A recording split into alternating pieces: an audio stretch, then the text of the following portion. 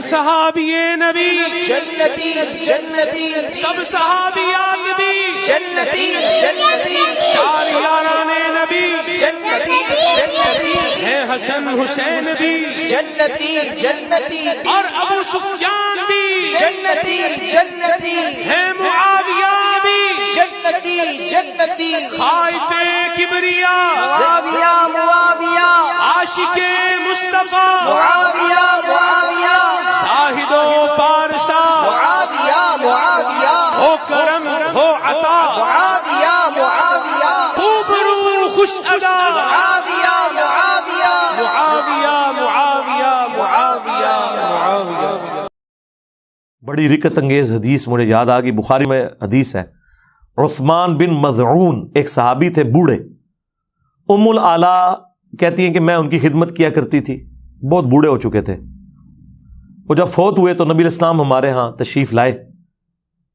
میت کو دیکھنے کے لیے، تو میں نے ان کی میت کو مخاطب کر کے کہا کہ اے عثمان، تیرے لیے تو آخرت کی زندگی میں اللہ کی نعمتیں ہیں، جنتیں ہیں۔ تو نبی علیہ السلام پاس کھڑے تھے، آپ نے فرمایا کہ تمہیں کس نے بتا دیا؟ اللہ اکبر۔ پھر آپ علیہ السلام نے فرمایا کہ مجھے تو اپنے بارے میں نہیں پتا، حالانکہ میں اللہ کا رسول ہوں، کہ میرے ساتھ یا تمہارے ساتھ کیا کیا جائے گا؟ تم نے یہ کیسے کہہ دیا کہ یہ جنتی ہے؟ اب کتنے خطرناک الفاظ ہیں یہ، حالانکہ نبی علیہ السلام تو قطعی جنتی ہیں، لیکن آپ نے امت کی تعلیم کے لیے فرمایا، اور یہ الفاظ قرآن میں بھی ہیں، سورۃ الاحقاف میں پارہ نمبر 26 کے پہلے صفحے پر، اے نبی تم فرماؤ میں کوئی نیا رسول نہیں ہوں، مجھ سے پہلے بھی رسول گزرے ہیں، اور مجھے تو خود نہیں پتا کہ خود میرے ساتھ اور تمہارے ساتھ کیا ہونے والا ہے، میں تو اللہ کی وحی کا پابند ہوں۔ ام العلا کہتی ہیں جیسے ہی میں نے حضور سے یہ بات جب سنی نا، میں کہتا ہوں کہ اس تکلیف کا آپ اندازہ کر سکتے ہیں کہ وہ تو کتنے جذبے اور شوق میں نعرہ لگا رہی تھیں کہ ہر صحابی نبی جنتی جنتی۔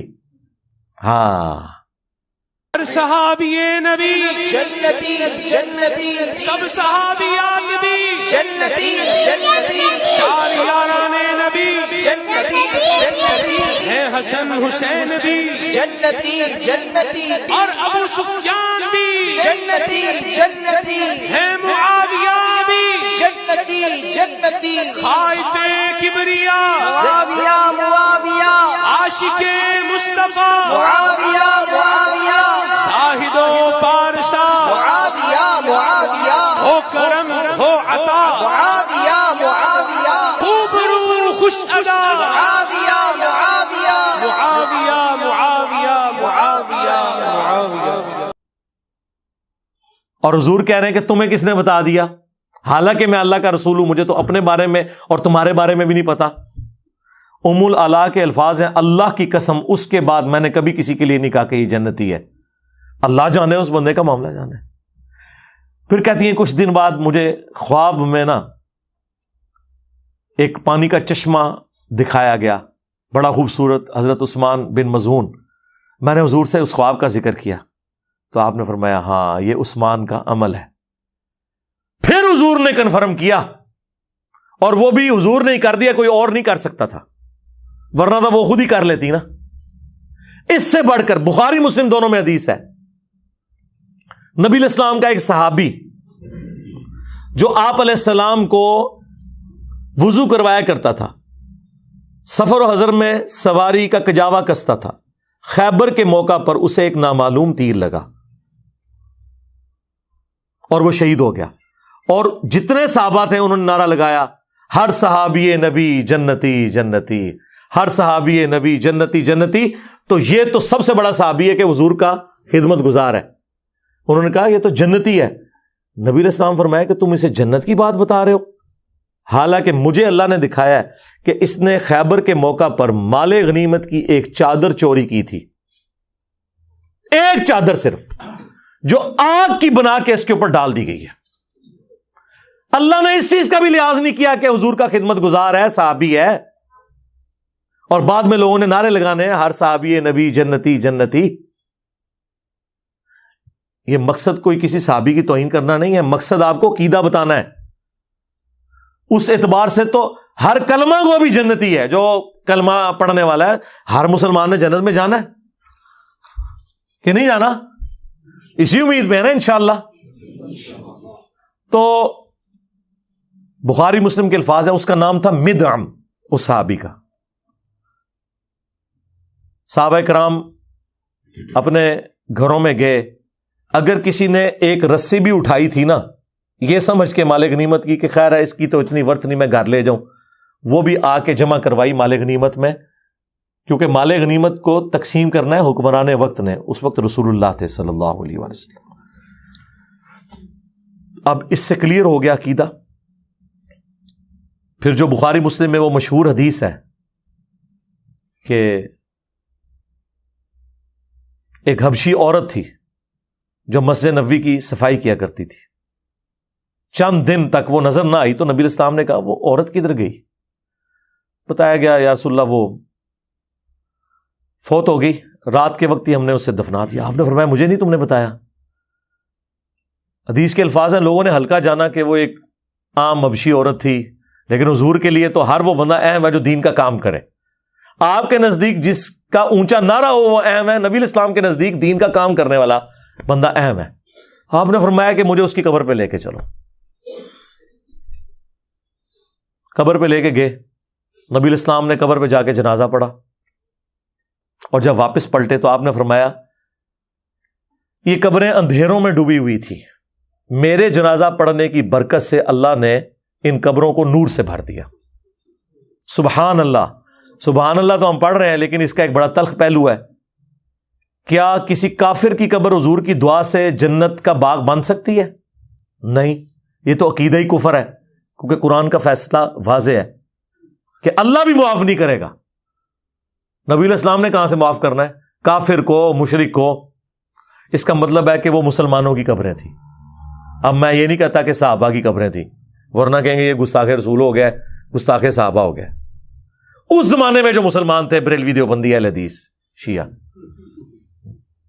ویسے تو اس زمانے کے مسلمانوں کو صحابی کہا جاتا ہے, لیکن وہ فتویٰ لگا دیں گے نا. چلے ہم کہتے ہیں اس زمانے کے جو جنہوں نے حضور کو ایمان کی حالت میں دیکھا, ایمان کی حالت میں دنیا سے گئے, اس زمانے کے بریلوی دیوبندی اہل حدیث شیعہ. تبھی نور سے بھری گئی نا.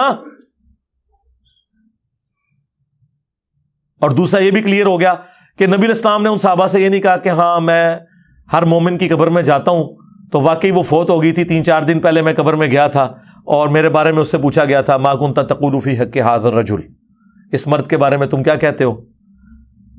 حضور نے تو لا علمی کا اظہار کیا, مجھے تو پتہ ہی نہیں تھا کہ وہ فوت ہو چکی ہے. اور یہ لوگ کیا کہتے ہیں؟ حضور علیہ السلام قبر میں جاتے ہیں. بریلوی یہ کہتے ہیں. دیوبندی کہتے ہیں نہیں, حضور خود نہیں جاتے, آپ کی شکل دکھائی جاتی ہے, یا آپ کی قبر مبارک اور اس کی قبر کے درمیان سارے پردے ہٹا دیے جاتے ہیں اور پوچھا جاتا ہے کہ اس مرد کے بارے میں تیرا کیا عقیدہ تھا. ہر بندے نے اپنا عقیدہ بنایا ہوا ہے. مفتی احمد یار خان نعیمی صاحب نے جال حق میں لکھا ہے کہ نبی اسلام دکھائے جاتے ہیں نا, ورنہ تو وہ شخص جو ہے نا وہ پوچھتا آگے سے کہ کس مرد کے بارے میں مجھ سے پوچھ رہے ہو. جب وہ کہتے ہیں ما کنت تقول فی حق ھذا الرجل, وہ کہتے ہیں ھذا کا مطلب ہے کہ وہاں موجود ہیں. ہم نے بتایا کہ ھذا کا صیغہ موجود کے لیے بھی ہوتا ہے اور غائب کے لیے بھی ہوتا ہے جس کا ذکر ہو رہا ہو. جیسے بخاری میں ھذا کے صیغہ کے ساتھ عبداللہ بن عمر نے یزید کی طرف اشارہ کیا کہ ہم نے اللہ اور اس کے رسول کے احکامات کے اندر ھذا الرجل کی بیعت کی ہے. حالانکہ وہ شام میں تھا, عبداللہ بن عمر مدینے میں تھے, 1000 کلومیٹر کا فاصلہ تھا. جب آپ ذکر کر رہے ہوتے ہیں تو اس میں ہو جاتا ہے. اور یہی وجہ ہے کہ مومن جب جواب دیتا ہے وہ کہتا ہے ہوا محمد رسول اللہ, وہ یہ نہیں کہتا ھذا محمد رسول اللہ, وہ پھر تھرڈ پرسن کے سیغے سے جواب دیتا ہے. وہ کہتے ہیں مفتی صاحب کہ نہیں, دیکھیں یہاں ہونا چاہیے تھا کہ وہ بندہ پوچھتا کہ کس مرد کے بارے میں پوچھ رہے ہو. اگر وہ یہ کہتا نا تو آپ کی بات کلیئر ہو جاتی. تو سرکار ہم نے ایک حدیث ایسی دریافت کر لی ہے مسند احمد میں جس میں الفاظ ہیں ای الرجل. وہ مردہ پوچھتا ہے کہ کس مرد کے بارے میں پوچھ رہے ہو. جو الفاظ ہیں نا بخاری کے, اس مرد کے بارے میں تم کیا کہتے تھے, تو وہ آگے سے پوچھتا ہے کون سا مرد. مفتی صاحب کا مسئلہ ختم. تو پتہ فرشتے کیا کہتے ہیں الذی بعث فیکم. اور یہ الفاظ ابو داؤد میں بھی موجود ہے. ہم اس مرد کے بارے میں پوچھ رہے ہیں جس کو اللہ نے تمہارا نبی بنا کے مبعوث کیا ہوا تھا, جو شخص تم میں مبعوث ہوا تھا. وہ کہتا ہوا محمد رسول اللہ صلی اللہ علیہ وآلہ وسلم. اللہم اجعلنا منہم, اللہ تعالیٰ ہمیں ان میں کرے جو یہ جواب دے لیں. یہ بخاری اور ابو داؤد میں پوری تفصیل موجود ہے. اور یہ جب 3 سوال ہوتے ہیں, من ربک ما دینک ما کنت تقول فی حق ھذا الرجل, ایک چوتھا سوال ہے جو انہوں نے اسکپ کیا تھا, میں نے دریافت کیا ہے تو اب ان کو پریشانی لگی ہوئی ہے. ایک چوتھا سوال بھی ہوتا ہے جب مؤمن جو ہے نا جواب دے لیتا ہے نا, تو اس سے فرشتے پوچھتے ہیں کہ تجھے کیسے پتا چلا, تو وہ کہتا ہے میں نے اللہ کی کتاب پڑھی تھی اور رسول اللہ کے نبی ہونے کی تصدیق کی. ہاں تو ظاہر ترجمے سے ہی پڑھی ہوگی نا, خالی پڑھنا تصدیق تو نہیں ہوتی. اور جو منافق ہے جب وہ جواب نہیں دے پاتا تو فرشتے کہتے ہیں تو نے, وہ ہر بات میں کہتا ہے ہائی ہاتا لا ادری لا ادری, ہائے افسوس مجھے کچھ پتا نہیں, مجھے کچھ پتا نہیں. تو فرشتے اسے کہتے ہیں کہ تو نے خود پڑھ کے سمجھنے کی کوشش کیوں نہیں کی, یا کسی ایسے شخص سے کیوں نہیں پوچھ لیا جو جاننے والا تھا. یہ چوتھا سوال ہے. اگر یہ پتا چل جائے مسلمانوں کو تو مرنے سے پہلے ہی وہی بات, مرنے سے پہلے اے مسلمان کر لے اس پہ غور, کتابوں کا خدا اور ہے, بابوں کا خدا اور پھر وہ اس نعرے تک پہنچ جائے گا کہ میرے نبی سا ہے ہی کوئی نہیں, یہ سارے بابے تھے شاہ ہی کوئی نہیں. ٹھیک ہے نا, اس کو آپ نے اپنا امام ماننا ہے جس کی قبر مدینے میں ہے صلی اللہ علیہ وآلہ وسلم. تو دیکھیں کیسے ان واقعات سے رزلٹ نکلتے ہیں, اور انہوں نے کیا کچھ امت کو کرایا ہوا ہے. قبر کے 3 سوال بتائے ہیں, چوتھا بتایا ہی نہیں ہے.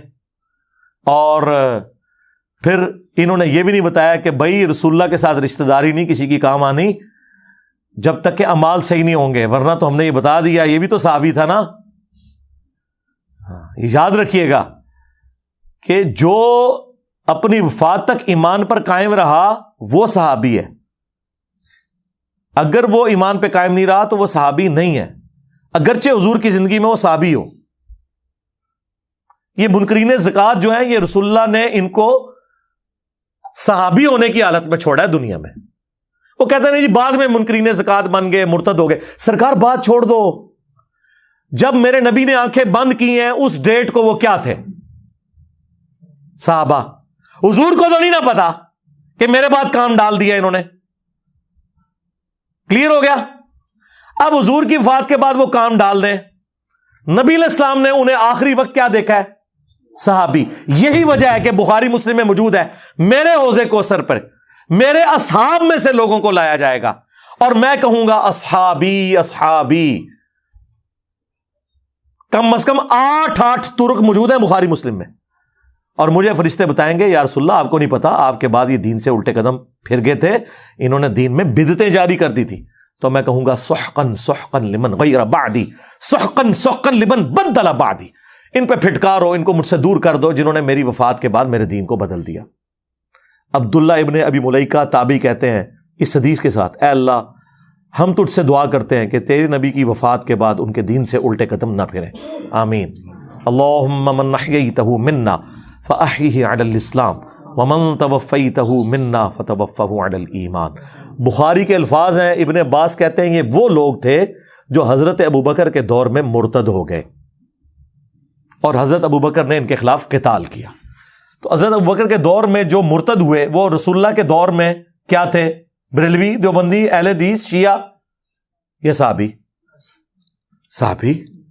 تو یہ کوئی توہین نہیں ہے, یہ صحابہ کی عظمت ہے کہ صحابی وہ جنتی ہے جو اپنی وفات تک رسول اللہ کے طریقے پہ رہا. نہ تو ہم روافظ کی طرح اس ایکسٹریم پہ ہیں کہ جو نعوذ باللہ سابقون الاولون حضرت ابوبکر عمر عثمان کے بارے میں بکواسیات کرتے ہیں, یا جلیل القدر صاحب کے بارے میں, اور بعض غلو کر کے ان کے ایمان کے درپے ہوئے ہیں. اور نہ ہم ان ناصبیوں کی طرف ہیں جو اہل سنت کے اندر گھسے ہوئے ہیں, جو بنو امیہ کو بچانے کے لیے ہر بندے کو جناب یہ نعرے, جو یہ ناصبیت والے نعرے ہیں نا جی, ہر صحابی نبی جنتی جنتی. آپ یہی کیوں نہیں کہتے کہ ہر کلمہ گو مسلم جنتی جنتی ہے نا حدیث سے؟ پھر ان کو تکلیف پڑ جائے گی کوئی اپنے فرقے والے کو ماننا پڑے گا. تو آپ کہہ دو ہر بریلوی جنتی, ہر دیوبندی والے دیوبندی, ہر دیوبندی جنتی, ہر وہابی جنتی. اور اللہ کے بندوں جنت دوزخ کے فیصلے کوئی یہاں بیٹھ کے کر سکتا ہے؟ بخاری مسلم دونوں میں حدیث ہے، نبی علیہ السلام ایک جگہ سے گزر رہے تھے، آپ رک گئے، اور مسلم میں ایک حدیث میں الفاظ ہیں کہ آپ کا خچر بدک گیا، تو نبی علیہ السلام رک گئے، آپ نے فرمایا ان قبر والوں کو عذاب ہو رہا ہے، پھر آپ نے ایک ٹہنی توڑ کے اس کے 2 حصے کر کے قبر پہ لگائے، فرمایا جب تک ہری رہیں گی تو ان کے عذاب میں تخفیف ہوگی۔ حضور کی دعا کی برکت، آپ کے مبارک ہاتھوں کی برکت، صحابہ کو نہیں پتا چلا عذاب ہو رہا ہے۔ اور دوسری بات، نبی علیہ السلام نے فرمایا کہ ایک پیشاب کے چھینٹوں سے نہیں بچتا تھا اور ایک چغلی کھایا کرتا تھا۔ اس کا مطلب یہ ہے کہ وہ کافر نہیں تھے، ورنہ حضور بڑی بیماری کا ذکر کرتے نا، حضور سیدھا کہتے یہ کافر تھے، اور ظاہر کافر کو نفع بھی نہیں پہنچنا تھا نا، یعنی ہے مسلمان کی قبریں تھی اس زمانے کے جو بریلوی دیوبندی اہل حدیث فوت ہو گئے، کیونکہ پھر تو یہ کہیں گے ہم تو کہتے ہیں ہر صحابی نبی جنتی جنتی، یہ اور طرف چل پڑیں گے۔ مسلم شریف میں الفاظ ہے، نبی علیہ السلام نے فرمایا کہ میں نے ارادہ کیا کہ اللہ سے دعا کروں کہ تمہیں عذاب قبر سنوا دے، دکھانے والی کہانی ختم، کشف القبور ختم، لیکن مجھے ڈر ہوا کہ تم اپنے مردوں کو دفنانا چھوڑ دو گے، صرف عذاب قبر کو سن کے، دیکھنے کی بات ہی نہیں۔ اچھا اگر حضرت ابو بکر، عمر، عثمان و علی رضی اللہ عنہم اجمعین عذاب قبر نہ دیکھ سکیں حضور کے ساتھ ہوتے ہوئے، تو آڈے بابے تھے شے کوئی نہیں، لے جاؤ، کیونکہ میرے نبی سا ہے ہی کوئی نہیں، تیرے بابے تھے شے ہی کوئی نہیں، خلفائے راشدین جیسا ہے ہی کوئی نہیں، تیرے بابے تھے شے ہی کوئی نہیں۔ اگر ان کو نہیں عذاب قبر نظر آ رہا، اور یہاں کہتے ہیں جی وہ بتا دیتے ہیں جی کشف اور چھڑ دو کشف القبور، میں پرچی پہ اپنی میکینیکل انجینئرنگ کا فارمولہ لکھ کے دیتا ہوں، مشین ڈیزائن کا، میکینکس آف مٹیریل کا، تو آڈا زندہ بابا مردہ بابا تک کے پڑھ کے سنا دے منو کے لکھیا ہے، سمجھانا دے چھڑ دو، سمجھانا چھڑ دو، صرف 10 دفعے کے لکھیا کیا ہے۔ اور ایک قیامت تک چیلنج ہے، جس نے انجینئرنگ نہیں کی تھی وہ پڑھ نہیں سکتا۔ یہ کہتے ہیں نا بابوں کے پاس علم لدنی ہے، روحانی علم ہوتا ہے، سرکار اللہ نو تے آندھی ہے نا میکینیکل انجینئرنگ، تو سارے بابیاں دی عزت ویسے سٹیک تے لگی ہے، تواڈے بابے کس دن کام آنے باہر نکلن، چلو جڑے باہر نے وہ کٹھے ہو کے پڑھ کے دس دن، منو جھوٹا کر دیں، دل چھوڑ دیں۔ میں تو کہتا ہوں سامنے پڑھیں، ویسے تو میرا یقین ہے کہ اکثر بابے اگر میں انہیں کہوں نا قرآن تجوید سے پڑھیں، وہ بھی نہیں پڑھ سکتے، دیکھ کے بھی سنت اذکار دیکھ کے تجوید سے پڑھ کے بتا دے، اکثر نہیں پڑھ سکتے۔ اس کا چیک یہ ہوگا کہ جب بریلویوں کا بابا آئے گا ہم دیوبندی کاری بٹھا لیں گے، وہ پہلے عرفتی غلطی کر لوے گا، اور دیوبندیوں کا بابا آئے گا ہم بریلوی کاری بٹھا لیں گے۔ ساڈے کول تے مسئلہ سیدھا سیدھا ہے کہ اسی تے کر سکنے ہیں۔ تو یہ سارے ان لوگوں کے ڈھکوسلے ہیں، انہیں پتہ ہی نہیں بھائی کتابوں کا دین اور ہے۔ مرنے سے پہلے اے مسلمان کر لے اس پہ غور، کتابوں کا خدا اور ہے، بابوں کا خدا اور، کتابوں کا دین اور ہے، بابوں کا دین اور، کتابوں کا پیمبر اور ہے، بابوں کا پیمبر اور۔ اگرچہ وہ بابے بھی اسی پیمبر، اسی دین، اسی خدا کو مانتے ہیں، لیکن ان کوالٹیز کے ساتھ نہیں مانتے جو آسمان سے نازل ہوئی ہیں، بلکہ ان کوالٹیز کے ساتھ جو ان کے بزرگوں نے کلیم کی ہوئی ہیں۔ تو اس طرف واپس ہیں جو میں نے کہا، نبی علیہ السلام نے کہا میرے حوض کوثر پہ لوگ لائے جائیں گے، ٹھیک ہے۔ بخاری مسلم میں باقاعدہ حدیث موجود ہے کہ عرب کے قبائل مرتد ہو گئے حضرت ابوبکر کے دور میں۔ تو مرتد کون ہوتا ہے؟ جو پہلے مسلمان ہو۔ المستدرک للحاکم میں، سنن دارمی میں موجود ہے، نبی علیہ السلام نے آیت تلاوت کی، اذا جاء نصر اللہ والفتح ورأیت الناس يدخلون فی دین اللہ افواجا، کہ اللہ کی مدد آ پہنچی اور تم دیکھ رہے ہو کہ لوگ گروہ در گروہ دین میں داخل ہو رہے ہیں۔ نبی علیہ السلام نے یہ آیت تلاوت کر کے کہا کہ ان قریب میری وفات کے بعد لوگ گروہ در گروہ دین سے نکل بھی جائیں گے، اور یہی ہوا۔ کئی لوگوں کا کنوکشن والا ایمان نہیں تھا، انہوں نے رسول اللہ کو قریش کے ایک سردار کے طور پر ایک واریر کا غلبہ مان لیا عرب کی سرزمین پہ، اور ان کی بیعت کر لی۔ پیغمبر ان کو اس لیے ماننا پڑا کہ نبی علیہ السلام پیغمبر بھی تھے، ادروائز ان کا پیغمبر ماننا کنوکشن والا نہیں تھا۔ اسی لیے قرآن میں یہ آیت نازل ہوئی کہ اعرابی لوگ کہتے ہیں کہ ہم ایمان لے کر آئے، قالت الاعراب آمنا، اے نبی ان سے فرماؤ تم ایمان نہیں لائے بلکہ تم کہو ہم اسلام لے کے آئے ہیں، ایمان تو تمہارے دلوں میں بھی داخل ہی نہیں ہوا۔ سرکار اگر حضور پہ ڈائریکٹ کوئی اسلام لے کر آئے تو اللہ تعالیٰ انہیں کہہ رہا ہے ایمان ابھی داخل نہیں ہوا، تو آڈے بابے تشائی کوئی نہیں، جب تک کہ وہ قرآن و سنت کے مطابق نہیں چلیں گے. اور یہی وہ لوگ تھے جو بعد میں پھر نبی علیہ السلام کا دین چھوڑ گئے، جن کے خلاف حضرت ابوبکر نے قتال کیا، جو بخاری مسلم میں آتا ہے. اور بخاری مسلم میں انہی لوگوں کے بارے میں ہے کہ حوض کوثر سے انہیں دھتکارا جائے گا اور حضور کہیں گے اصحابی اصحابی، یہ میرے صحابہ ہیں. لیکن فرشتے بتائیں گے آپ کے بعد انہوں نے دین بدل دیا. نبی علیہ السلام انہیں پہچان لیں گے، ظاہر شکلوں سے پہچانتے ہوں گے نا، لیکن یہ نہیں پتا ہوگا کہ بعد میں کیا کیا. بلکہ بخاری مسلم کے الفاظ ہیں، میں اس وقت وہی کہوں گا جو عبد صالح عیسیٰ ابن مریم کہیں گے کہ اللہ جب تک میں ان میں موجود تھا ان پر گواہ تھا، جب تو نے مجھے اٹھا لیا پھر تو ان پر گواہ تھا. اب یہ تیرے بندے ہیں، چاہے انہیں معاف کر چاہے انہیں عذاب دے. لیکن اللہ تعالیٰ کیا فرما رہا ہے کہ آج کے دن سچوں کو ان کا سچا عقیدہ ہی نفع دے گا. سورۃ المائدہ کی آخری آیات حضور نے تلاوت کی کہ جس طرح عیسیٰ ابن مریم اپنے فالوورز کے غلط عقائد سے قیامت کے دن اعلان برات کر دیں گے نا، میں بھی کہوں گا کہ یا اللہ جب تک میں ان میں موجود تھا ان پر گواہ تھا، میرے جانے کے بعد جو کچھ انہوں نے کیا یہ خود اپنے اعمال کے جواب دیں. اچھا دیکھیں، اللہ کے نبی ایک ایک بات بتا گئے کیونکہ حضور کو غیبی خبر بتائی گئی تھی.